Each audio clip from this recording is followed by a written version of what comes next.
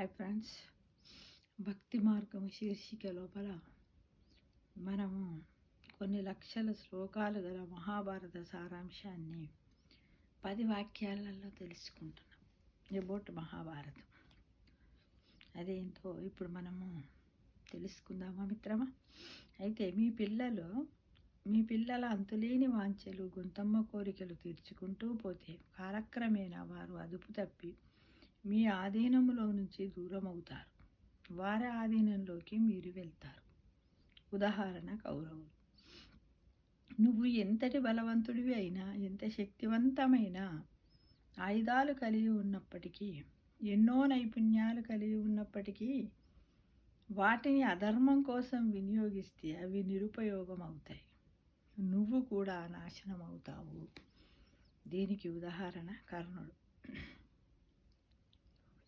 యోగ్యత తెలుసుకోకుండా పుత్రవాత్సల్యముతో అనర్హునికి అపారమైన జ్ఞానాన్ని అందిస్తే వినాశనం జరుగుతుంది. ఉదాహరణ అశ్వత్థామ.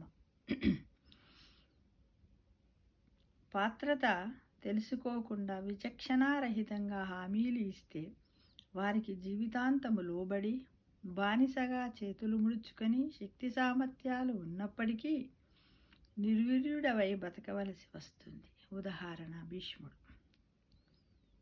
సంపద, శక్తి, అధికారము మరియు తనను బలపరిచే వారిని సమస్తము దురహంకారంతో అధర్మంగా వినియోగిస్తే తనకే కాదు తన వారందరికీ వినాశనం జరుగుతుంది. ఉదాహరణ ఎవరు? దుర్యోధనుడు.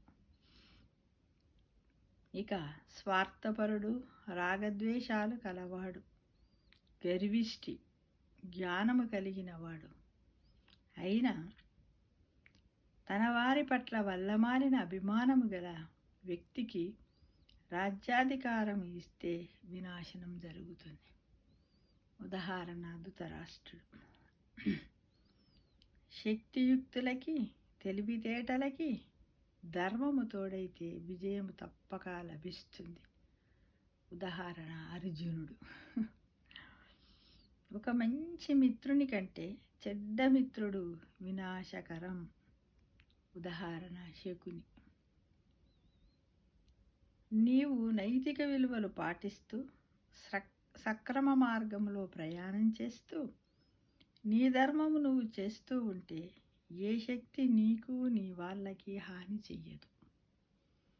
ఉదాహరణ యుధిష్ఠిరుడు అంటే ధర్మరాజు. అందరి బంధువైనా, అన్నీ తెలిసిన చివరికి ధర్మమే గెలుస్తుంది.